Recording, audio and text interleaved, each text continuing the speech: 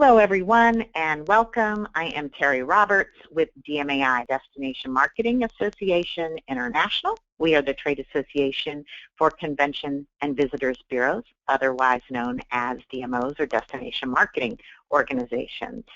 Thank you for joining us today for our webinar. We've had great response, very high registration, and we are thrilled that you've decided to join us for hashtag social media done right. And we're pretty excited about today's webinar. I have been, because I think that our guests, Amy Parrot and Sarah Smith, who I'll introduce here in just a minute, have really boiled down what is a strategy that I think befuddles many. I think when we talk about social media, there's always a lot of head nodding and maybe not quite as much understanding. So first, let me introduce to you Amy Parrot. Amy is a content marketing consultant out of Los Angeles, and she has over 15 years of experience working with both her corporate clients and agencies to really develop multi-platform content solutions. And for the last 4 years, she has worked with MPI, who is one of our sponsors, and was also a customer of Sarah Smith. And Sarah and Amy worked together this year on MPI WEC up in San Francisco.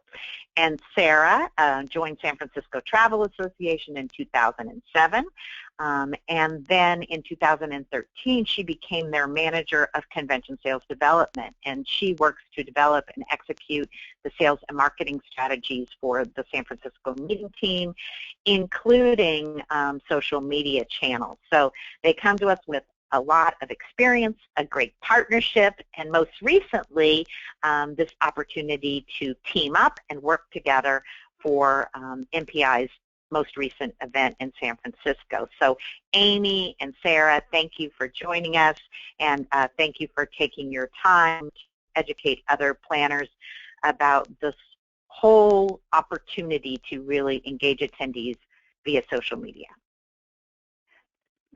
Thanks, Terry. Should we get started?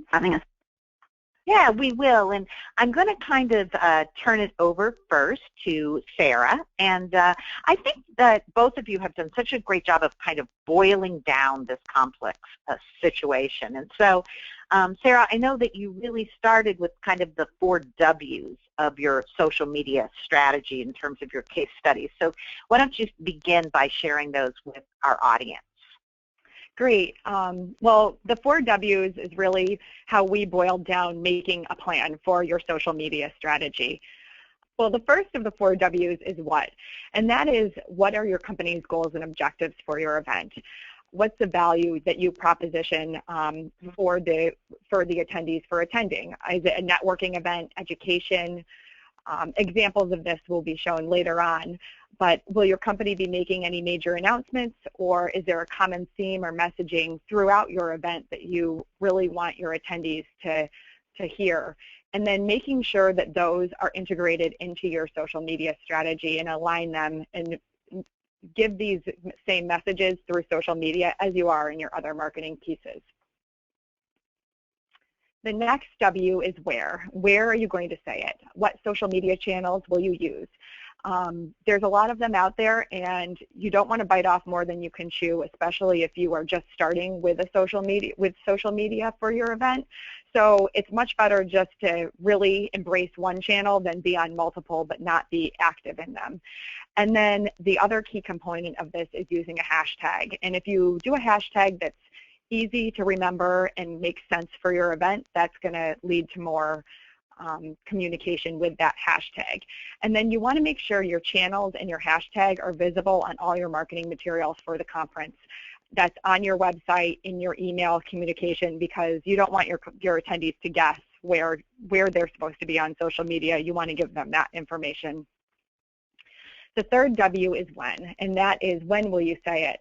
So you really want to create a social media calendar before you even start. And you want to build that calendar around key dates of your conference, such as exhibitor sign-up, conference registration, and use your social media messaging to drive behaviors at certain times. And you want to be sure that your messaging is regular and consistent across all of the channels that you're using. and building a social media calendar will help ensure this. And the fourth W is who, and that's who you want to reach and how are you going to reach them and get them involved. And so obviously the people who follow you already, you're going to want to reach, but then there's all those other people that might be interested in your conference but aren't following you on social media. So one way to reach them would be getting what we call your meeting ambassadors involved. And those are people who want your meeting to succeed as much as you do because they have some stake in it. For example, speakers, exhibitors, the chapter leaders, your DMO. Your DMO has a lot of resources that can help you promote your meeting to their destination. So you should really tap into their resources and find out what they can do to help promote the destination or what materials they can give you to help promote the destination, which we'll talk about later on in the presentation. And then make sure that you're following these meeting ambassadors and that they're following you. And once you have this strategy, oh, go ahead, sorry. I'm sorry, Sarah. I just wanted to mention that I forgot to tell our audience that they will be able to ask questions of both you and Amy at the end. So use your GoToMeeting board. Go ahead and as you think of things that you want to comment on or ask, type that in, and then Sarah and Amy will have a chance to take those questions at the end. I just wanted to put that in there. Go ahead, Sarah. Okay. Sorry about that. Okay. Oh, no problem. So once you have these 4 W's in place, you really want to share your strategy with your meeting ambassadors so then they know, it's giving them a heads up. This is where we're going to be and when. So share with them your hashtags, your channels. You can give them imagery of the city that you're going to be at, the logos or images from your meeting, and then also major dates and key content that you really would like them to engage in, whether it's retweeting, posting, commenting on the messages that you give, because then that really ensures that their followers, your ambassadors and followers, will also see this information. So you're really increasing your reach by doing that. So all of that being said, the next big question is how you're going to implement this. So I'm going to pass it over to Amy on the how. Okay, great. Once you, so have that overarching social media is look to deliver it, and with any solid social media strategy, it's then followed through with some sort of content engagement strategy, and it begins and ends with your attendee. You know, when you're developing your content campaign, ask is really what is their decision-making process when they're determining whether they should register or not. With past years intel, you know sort of your registration patterns. You definitely want to look at your content campaign around those registration patterns and build your messaging around that, where you see maybe there's spikes in registration a couple of months out, or however that attendee registration behavior goes. Definitely take a look at your content campaign, start it there, and then develop your content from there. What do attendees need to hear to make that decision? What do they want to hear?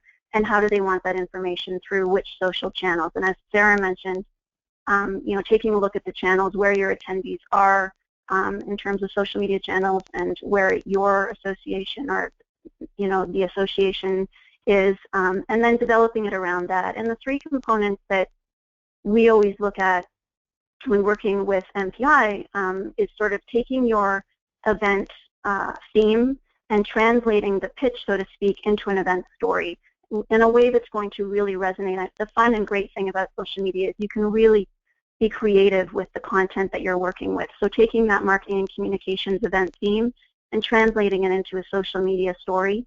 And then obviously, as I mentioned, the attendee registration journey. You want to reach your attendees pre-event based on their behavior in past years. During the event is just as critical for long-term registration opportunities for your future events, and then post. And then from all of that information gathering, you build a content strategy and you develop content in 3 different ways. The way we do it, we look at optimizing content that already exists. And that could be anything from your marketing and communications material that you've created around the event to content that may have been presented through your social channels in the past that helps demonstrate your event. And then creating new content.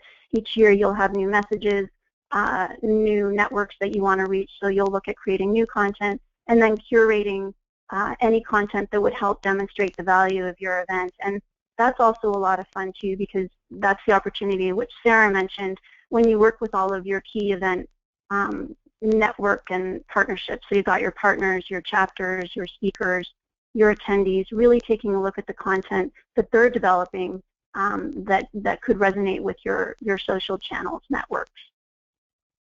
The way that we looked at it, we've been looking at it for the past few years. It's been an absolute pleasure working with MPI, and we sort of, with so much information and content coming to us all of the time, it's not so much about the quantity of messaging, it really is about the quality of messaging. So we tried to really stay focused and to the script, and in doing that, we sort of followed somewhat of a story arc. We all see movies, we read books, and we know there's the beginning, middle, and end. And when thinking about how do we really promote attendance, really encourage past attendees, highly potential attendees to new networks altogether that may not have ever or even heard about the World Education Congress, which is the event that Sarah and I partnered with this past summer with MPI, you know, trying to reach those different groups and really build up excitement, almost like that story. So this is a very basic story arc, but from looking at it from the pre, during, and post, optimizing and creating, curating content, we then broke it down to what sort of content buckets do we need at those certain registration touch points that will help attendees learn about the event, become excited about the event, determine whether they should attend, and then attend and share all of their great attendance experiences with us through the social channels. And as Sarah mentioned, I love this arc. I think it makes so much sense. I mean, it really is a cool way of illustrating. Okay, great. Thank you. Yeah, and so we have some examples on the next slides, but just quickly, the way that we broke it out this year in particular is obviously you want to introduce people to the event at a certain time frame prior to the event by inviting them and introducing the key players. And this is where Sarah and I started to engage and start partnering very closely together. And as Sarah mentioned, the invitations don't necessarily have to just come out from you. They can come out from your speakers, they can come out from the chapters, they can come out from fellow attendees, and that's just such a great way to not only reach your audience, but also reach your network's audiences to increase the opportunities for new attendees to learn about your event. And then also around the time of the invitation, what we wanted to do was introduce the key quote-unquote players of the event to start creating conversation and engagement around the opportunity for the event. And that's again where Sarah and I came together and we introduced Sarah's team immediately with their great hashtag, which was extremely effective, AskSF. And so we started to introduce San Francisco to the MPI community right away and we chose this year Facebook and Twitter. They're very effective channels for MPI. In the past we have used LinkedIn, and this year we just chose to focus on the two and do the two as right as possible. So here are some examples where Kai Kite was one of our Flashpoint speakers, and he went out and you know, invited people through his channels. We have two other speakers. That's the chapter, one of the chapters representing MPI, and then Dean as a speaker. And then you'll see the screenshot. Be sure to join us over on Twitter using the official hashtag. So this was our way of, our hashtag is always WEC and then the year. So this year obviously was 15. And AskSF, and that was our way of starting to introduce San Francisco and start that conversation for the MPI community, and it was highly successful. AskSF was extremely responsive to the MPI community.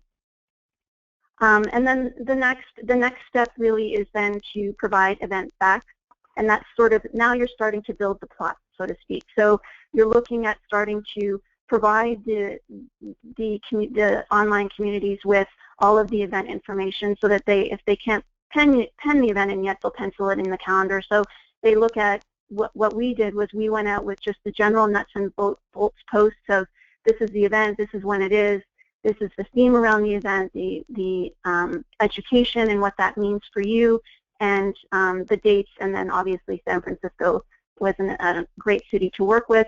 And then obviously looking at some of the highlights of the event that we know every year are very popular, which for MPI are their MPI Foundation fundraising events, which are for the most part evening events and extremely popular and a whole lot of fun. So when thinking about the different content components, you know, there's the nuts and bolts content, but then there's this fun content. these types of events create a lot of conversation through social media. MPI WEC attendees chat about even what they're going to wear at different evening events, because oftentimes there's themes like the 70s theme type of thing, and it's really great to it starts to create conversation, which obviously then generates interest in the event through the social channels. And then MPI offers different sort of tools and resources to help people learn more about the event. So you've got here the Know Before You Go webinar, which they offer each year. I believe it's each year, and it's a great way for people to continue to learn about the event to determine whether it's an event they should go to. And obviously it helps people in their travel planning to go to WEC. And then the next part of the arc, as we're sort of building the excitement, the next two are showcasing the destination. And as I mentioned earlier, and as Sarah mentioned, we fortunately were able to engage very, very early on in the process. But when you're looking at the story, when you're trying to kind of keep a simplified resource sort of think about your resources and your budget and your time and trying to stay focused on your messaging, this sort of just focusing on the showcasing the destination rather, whenever you can try to engage the DMO, as Sarah mentioned, the better, the sooner the better rather. And San Francisco Travel did a great job at providing a variety of different content components. You'll see here the 3 different ways they did it, with leisure content, with really sort of kind, familiar, sort of friendly related content about what you should wear based on weather, which is what we all need to know when we're attending an event. And then obviously sort of the ease of travel. They provided a lot of information on sort of traveling to San Francisco and making it the easiest experience possible, which obviously increases the experience of attending the event. And so I show this on the arc, but really the sooner that you can start this conversation, the better. But this is when you start to sort of, we started to sort of raise the stakes, start to really help people think about attending and registering and the importance and the value of, you just don't want to miss this event. And then the next component from there comes into sort of the event features. And this is where we really focused on engagement. So obviously you're looking to engage from the get-go. For us, it's a year-round engagement goal.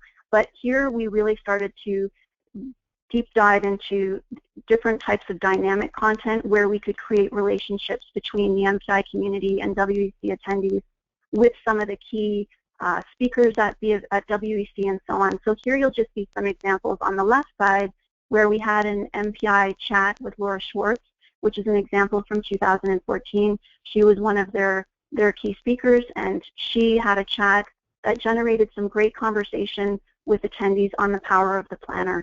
And then we also had a Know More webinar from Sam Richter, who was also a speaker in 2014. And this was sort of a teaser webinar that he created for us, which we were very grateful for, which helped sort of give attendees a glimpse into what they could expect when they attended WEC in 2014.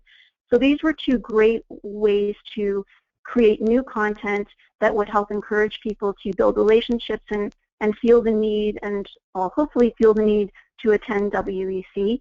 What these types of chats also do, particularly the MPI chat, we've done those types of chats for a couple of years. We didn't this year, but for the 2 years prior we did. It actually creates new content that we could then repurpose. So any tips or advice or insights that Laura Schwartz gave us, we were then able to repurpose that content through our other social channels and sort of talk with her through those other channels through some of the tips that she gave us. So again, repurposing that content and being able to continue to demonstrate the value of attending the event.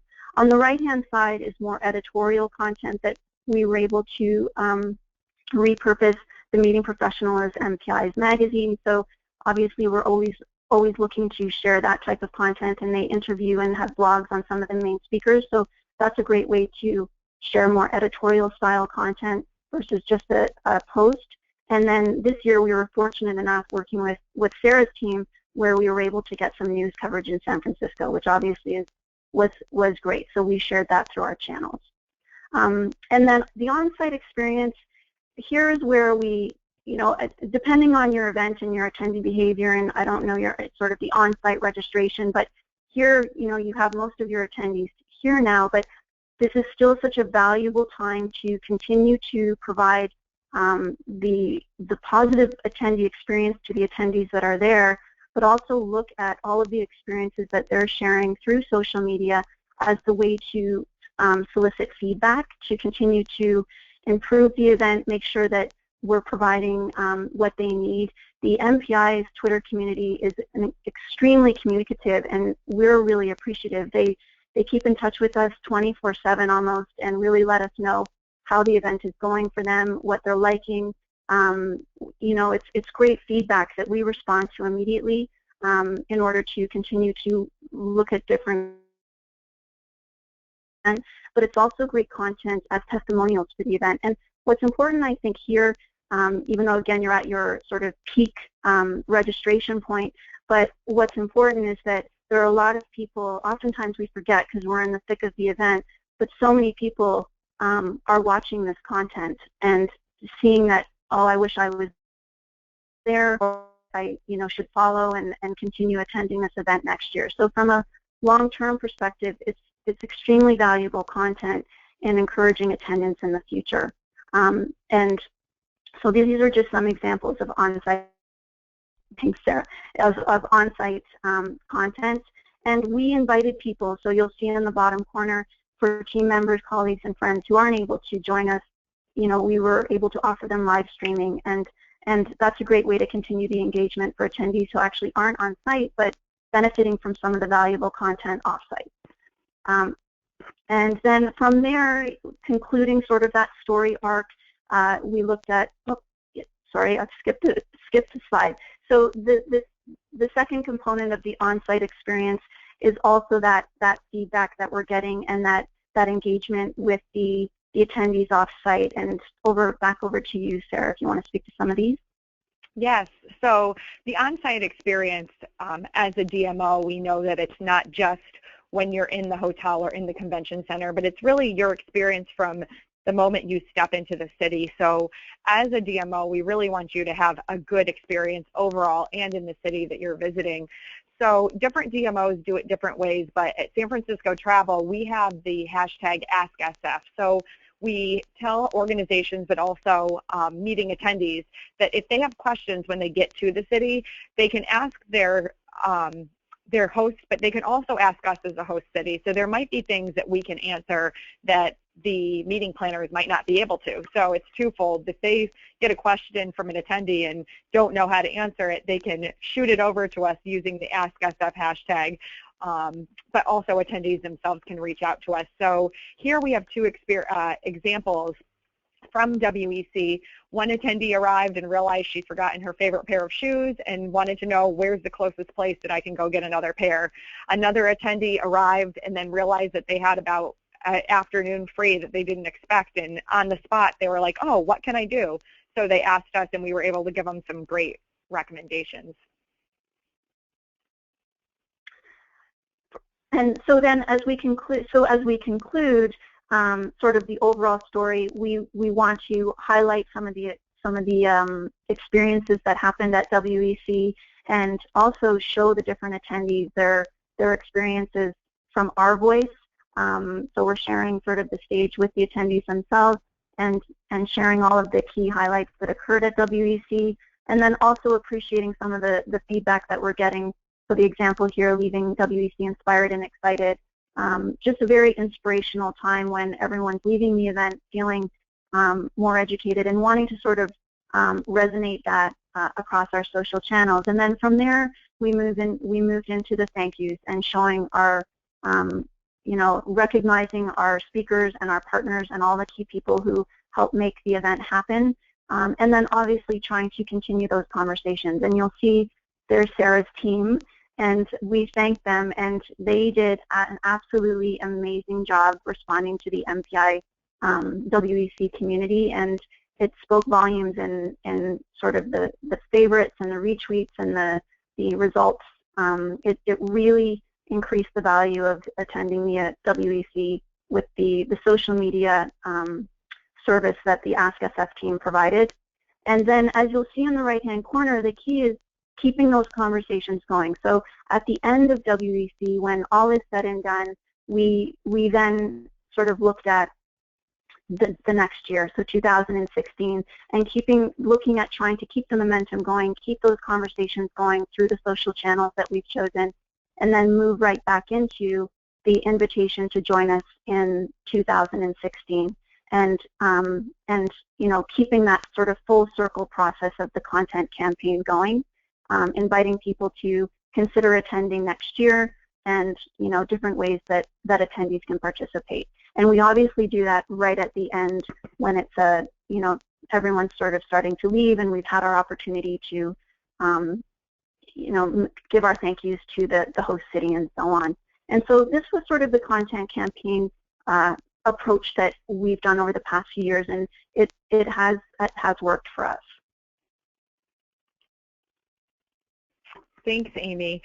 So in conclusion, we kind of identified a few main keys for your success of driving attendance to your event using social media.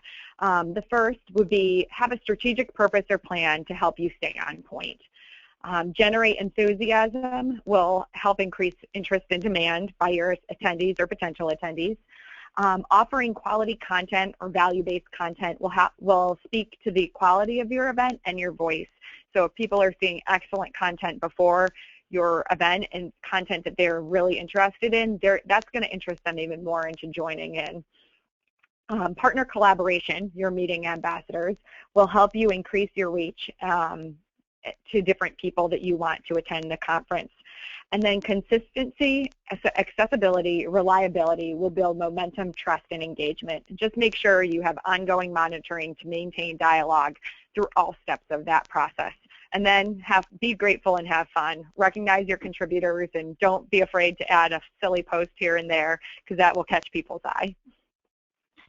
Ladies, at DMAI, we always do our webinars to be informational, and we try to tout, I know you know, Sarah, the great opportunity for planners to partner with their DMOs. And what I love about the way the two of you put this together is that you not only told us, but you really showed us.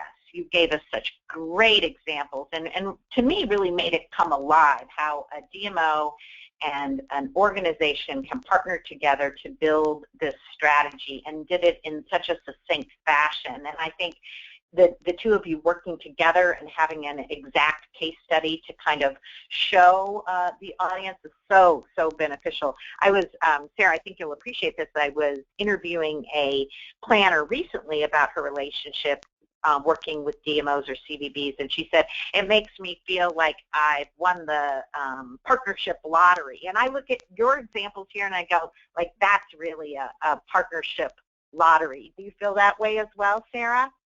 Yes, absolutely. We have so much information and know what really speaks to people who want to attend meetings and or want to go to destinations, and we have all that content that we have ready to share with meeting planners to help just give that added hook to bring them to the city for the meeting.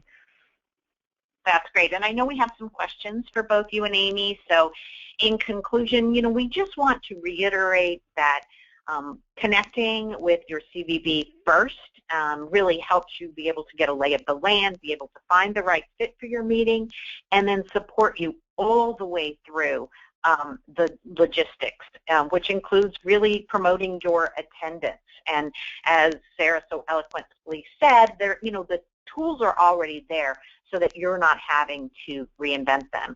And we hope to find folks like Sarah in any destination that you might be considering taking a meeting, that you will look at our channel at empowerMINT.com to be able to see all of the DMO experts who can help you in one place. So I know many people will have questions about their CMT credit, because that's always on the top of everyone's mind, and I just wanted to let you know that you have earned today half-hour credit for domain I, which is marketing, and if you will check your email box next week, you will see your certificate coming your way, and you will also get a recording of this webinar along with Sarah and Amy's slide deck as well. So that being said, I would like to also really just thank our sponsors. We have our sponsor ePro Direct. They sponsor us each month as well as MPI, and we really appreciate their continued advocacy of our webinars and educating planners.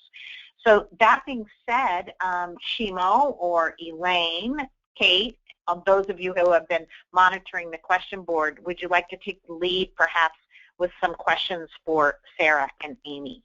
Yeah, thank you, Terry. This is Shimo, and we had a lot of questions or comments, I should say, about how great the content was today. So thank you both, Amy and Sarah, for putting this together.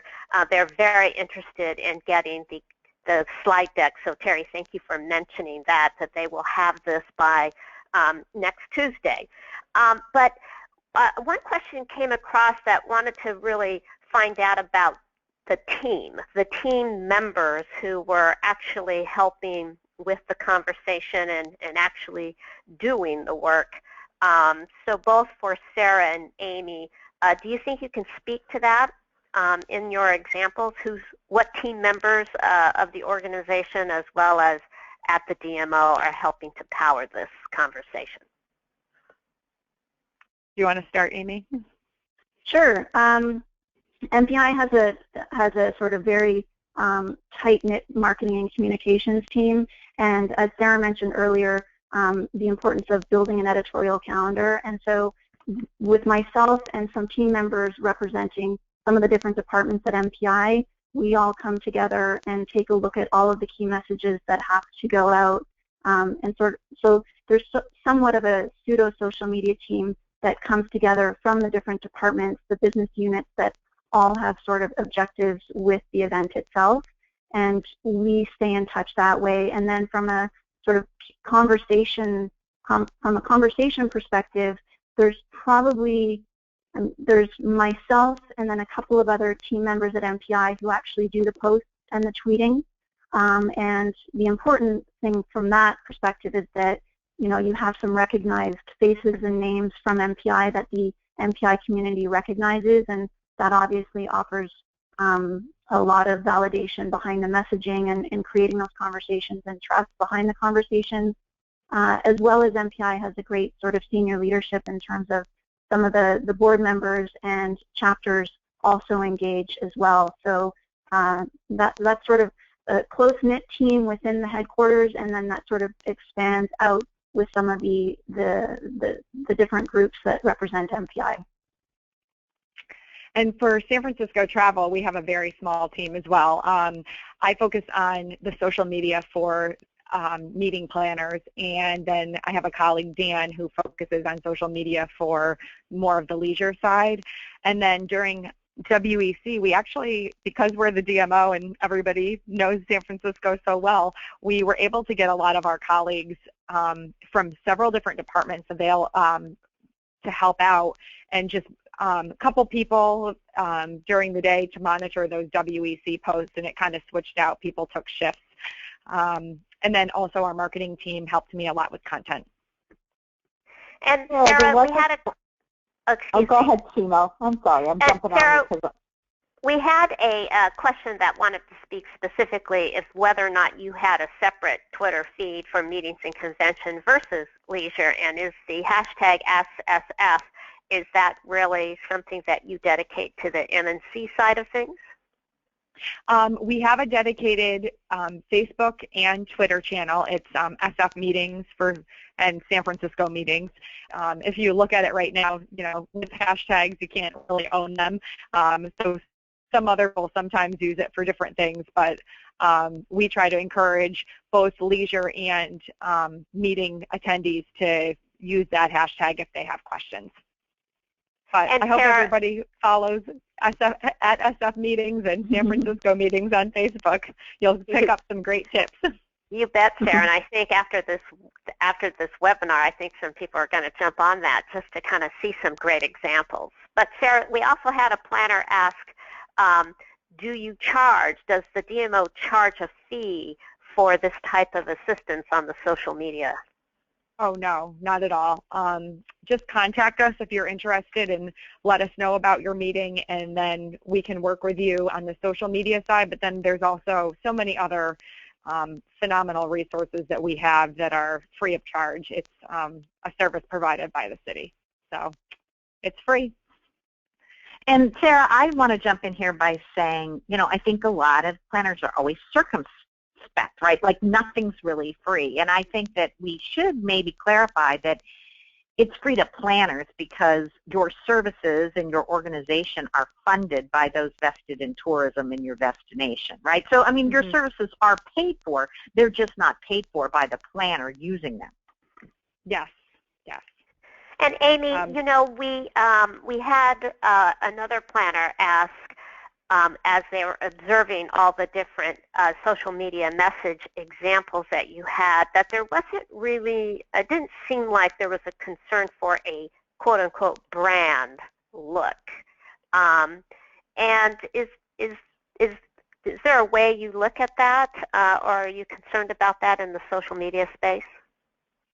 That's a great question, and I think it's a question most organizations ask these days because we're all walking that fine line of making sure that social stays social and conversational and a little bit more casual in terms of tone and voice, but organizations have to maintain their brand, and that's a given. And I think the way we've approached it, or I tend to approach it when I'm working with people, is you definitely want to have a balance of getting that brand out there, depending on sort of the timing of depending on the message itself. You want to make sure the brand is either in the copy that you share, in the people who are actually disseminating the messages. So I think there's a way to always make sure the brand is presented, but not in your face all the time. So I think if these are just some examples, and I think we did show a couple where the brand is there for you to find your professional edge, provide that some of that imagery to the speakers, and they shared it, and so that brand continued to go out to the social channels. But then with some of the other types of posts, it would just be a matter of you see the MPI logo, but the tone of voice is always there. There's always, we always wanted to make sure we respected the type of copy or language we use, and the tone of voice was always there from an MPI brand perspective. So I think, to make a long story short, I think you want to have some sort of brand theme throughout, but go out with different types of messaging, sometimes with the actual marketing material and sometimes without. Well, thank you for that, Amy, and I think that many of our DMOs who are on the webinar today have also kind of commented that this sort of support that DMOs can provide is for not only large events, but also for small events as well. So Terry, I'll turn it back over to you. Well, again, I would just like to say thank you to both Amy and Sarah. Job well done, and I think you will just be delighted to see how many people really loved the examples and just really not being able to talk about something theoretically, but to really show these great examples from your case study, from your partnership. So on behalf of DMAI and empowerMINT, we thank everyone for joining us today. Again, you will be receiving a certificate for your participation and credit for your CMP. You will get a slide deck and a recording of this webinar. So just a little reminder to keep a close look in your spam next week, probably Tuesday, Wednesday timeframe. We often find that people's certificates end up there. So everyone, thank you again for joining us. Thank you for such a great job. Have a great day. We appreciate it.